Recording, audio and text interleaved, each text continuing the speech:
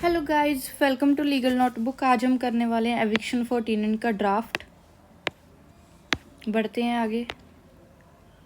जैसे कि मैंने आपको पिछली वीडियोस में भी बताया हुआ है कि जो टाइटल है, कोर्ट का नाम है और जो सिविल सूट है, ये हमेशा सेंटर में रहेंगे। साइड में सेम मार्जिन रहेगा, यहाँ भी same margin, same margin, same margin, यहाँ भी सेम मार्जिन, सेम मार्जिन। ये वाली चीज़ें और ये वाली चीज़ें हैं वो लेफ़्ट साइड आएंगी, प्लेंटिफ राइट साइड आएगा, डिफेंडेंट राइट साइड आएंगे। वर्सेस है वो भी सेंटर में रहेगा, साइड में सेम मार्जिन होगा।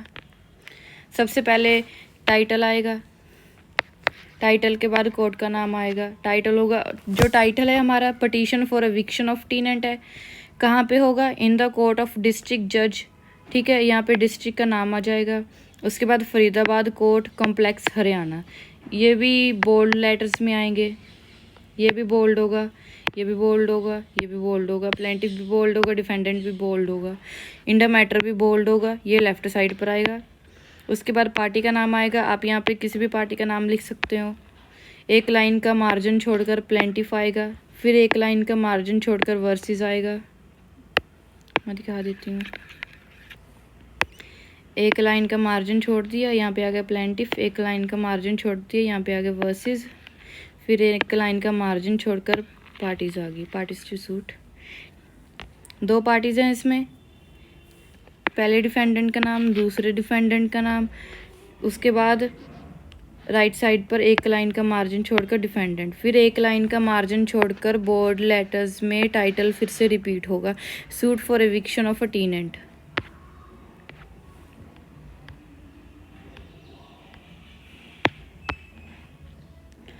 उसके बाद एक लाइन छोड़कर, अगर आपके पास पेज बच गया है तो एक लाइन का मार्जिन छोड़कर बोल्ड लेटर्स में आएगा मोस्ट रिस्पेक्टफुल शोथ, लेफ्ट साइड पर।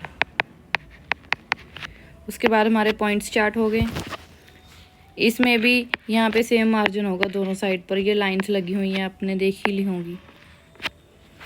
First point, that the plaintiff is a absolute owner of the property bearing flat number 404 tower D1 sector 85 Faridabad, consisting of 4 bedrooms, 1 kitchen, 1 balcony, 3 washroom and 1 lobby. ये सब ज़रूरी है बताना कि इसमें 4 बेडरूम है, 1 kitchen है, 1 बालकोनी है, 3 वॉशरूम है और 1 लॉबी है।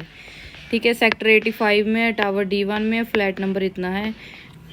सेकंड पॉइंट में बात होगी, that the defendant number 1 and defendant number 2 are private citizens.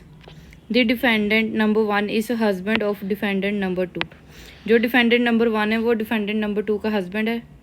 Third point में बात होगी, डैट इन 2022 में the defendant approach the plaintiff and requested the plaintiff to lease out the property to them. 2022 में defendant ने plaintiff को approach की कि अपनी प्रॉपर्टी उनको लीज आउट कर दे। फोर्थ पॉइंट में अब हम बात करेंगे, that a rent agreement dated 26/8/2022 was entered into between the plaintiff and defendant. जो रेंट एग्रीमेंट था वो 26/8/2022 को हुआ। Both the parties agreed upon monthly rent of ₹40,000। दोनों पार्टीज 40,000 के रेंट के लिए एग्री हो गए, excluding society maintenance charges, electricity bill and sewage charges for tenancy period. मतलब कि 40,000 के अलावा उन्हें सोसाइटी मेंटेनेंस भी देनी थी, इलेक्ट्रिसिटी बिल भी देने थे और सीवेज चार्जेस भी देने थे। जो टेनेंसी पीरियड था वो 1/9/2022 से शुरू होना था, ठीक 4 दिन बाद, टिल द पीरियड ऑफ अगले 11 महीने तक। अब फिफ्थ पॉइंट में बात होगी, that with the passage of the time the plaintiff approached the defendant and asked them to renew the terms of the agreement with the increasing in the rent amount from ₹40 to 50,000। अब जब time आगे निकलता गया तो plaintiff ने defendant को कहा कि वो अमाउंट को, रेंट अमाउंट को इंक्रीज़ करना चाहता है 40 से 50,000 तक।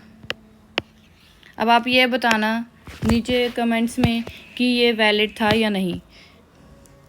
जो प्लेंटिफ है वो अमाउंट को इंक्रीज कर सकता है या नहीं। 6 पॉइंट में that with the effect of 4/8/2023 and towards to end of 11 month period the defendant became statutory tenants on account of expiry of their rent agreement on 4/7/2024।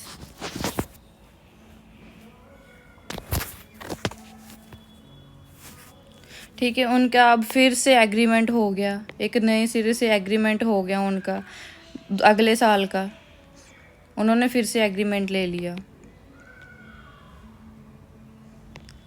अब 7th पॉइंट में ये बात होगी that it is important to mention here that defendant number 1 and defendant number 2 under the went matrimonial dispute as a result of which defendant number 2 left the suit property on 8/3/2024।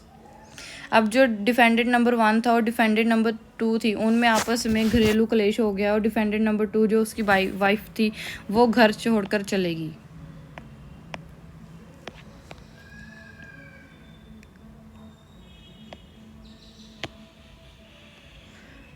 Rent agreement ख़त्म होने से पहले। अगले point में अब बात होगी the defendant number 2 start living with her parents at Chandigarh after matrimonial dispute. अब उनके घरेलू क्लेश के बाद जो उसकी वाइफ थी, डिफेंडेंट नंबर 2 थी, वो अपने माता पिता के साथ रहने लग गई चंडीगढ़ में। नेक्स्ट पॉइंट में that since the defendant were unable to pay the rent of ₹50,000 for the year of 2024, the plaintiff asked defendant to leave the rented premises। अब जो अकेला हस्बैंड था, जो डिफेंडेंट नंबर 1 था, वो 50,000 रेंट भरने में अनेबल था, तो प्लेंटिफ ने उसे घर खाली करने के लिए कह दिया। Next point that the defendant did not listen to the plaintiff, hence aggrieved by the behavior of the defendant, the plaintiff on 2/12/2024 sent a legal notice there by requesting the defendant to peacefully vacate the suit property within 30 days। अब जब defendant plaintiff की बात नहीं मान रहे थे तो plaintiff ने डिफेंडेंट्स को लीगल नोटिस भेजा जिसमें लिखा था कि आप 30 दिनों में प्रॉपर्टी खाली कर दें। किस तारीख को भेजा था? 2/12/2024 को। Next point that pursuant to the above notice sent on 2/12/2024 that defendants were directed to vacate the suit property and were asked by the honorable court to pay all the arrears मतलब बकाया of the rent and other charges। However, the defendants have neither clear all arrears nor vacate the said property। अब court का order होने के बाद भी ना उन्होंने प्रॉपर्टी खाली की और ना ही बकाया दिया। Next point that the defendant have shown negligent behaviour and till date have not vacate the suit property, कि जो डिफेंडेंट्स थे उन्होंने नेग्लेक्टेड बिहेवियर दिखाया और ना प्रॉपर्टी खाली नहीं की है, कोर्ट के ऑर्डर्स को ऐसे ही इग्नोर कर दिया। Next point that this honourable court has the jurisdiction for trial of this petition as the suit property is present in Faridabad Haryana. ये हो गया, ये हर एक ड्राफ्ट में सेम रहती है लाइंस, बस ज्यूरिसडिक्शन कोर्ट की बात आती है कि कौन सा कहाँ पे है।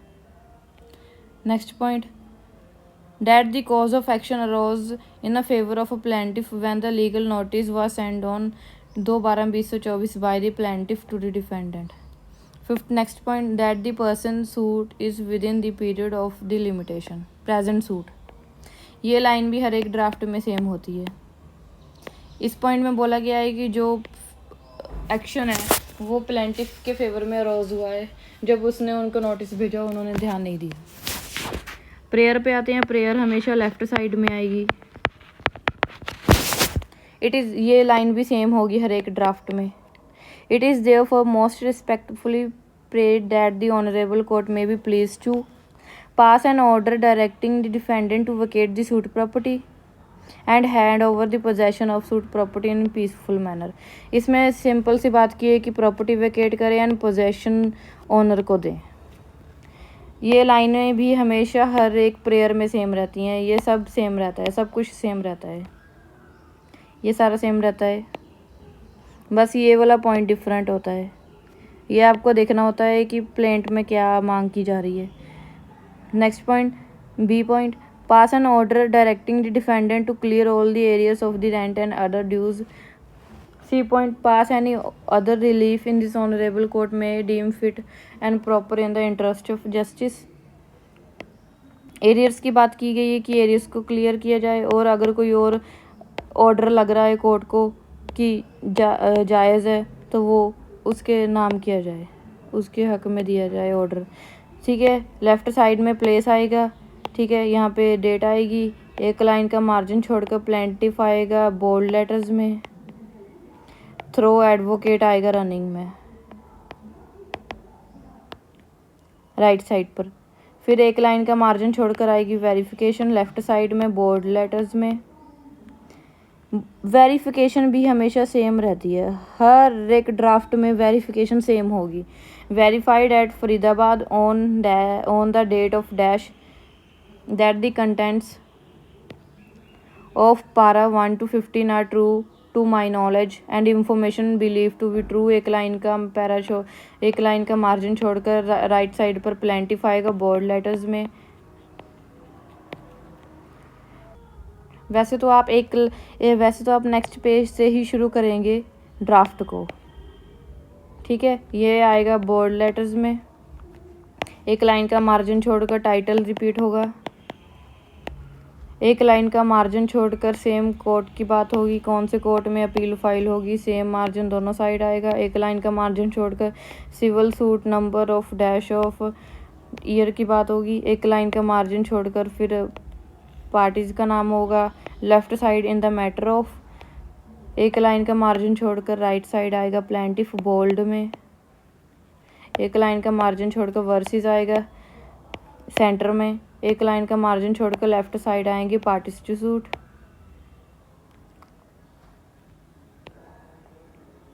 फिर एक लाइन का मार्जिन छोड़कर राइट साइड में आएगा डिफेंडेंट। एक लाइन का मार्जिन छोड़कर आएगा बोल्ड लेटर्स में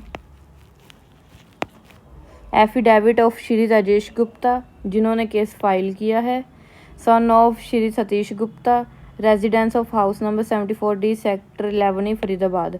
अब यहाँ पे आप जो भी पार्टी आपके पास आएगी उसका नाम लिखोगे।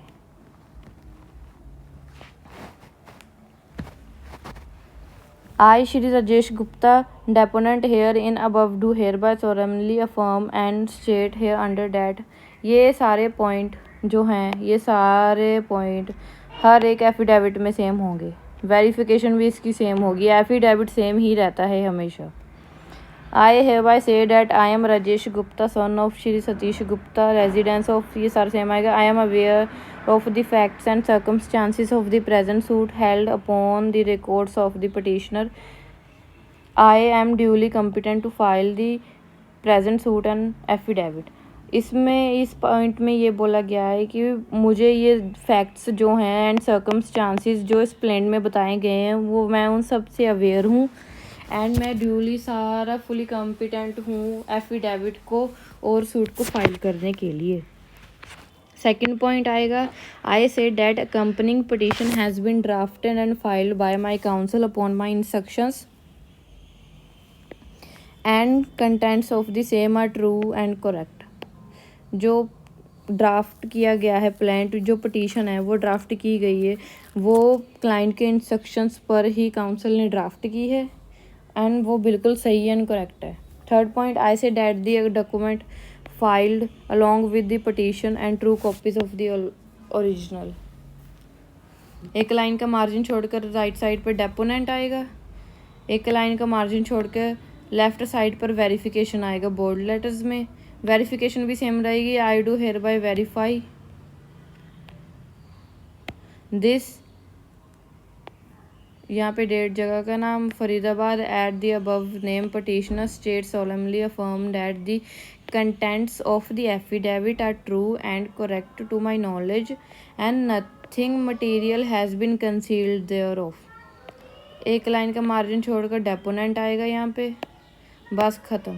हमारा ड्राफ्ट ख़त्म होता है यहीं पर। Thank you for watching. Please like share and subscribe to my channel.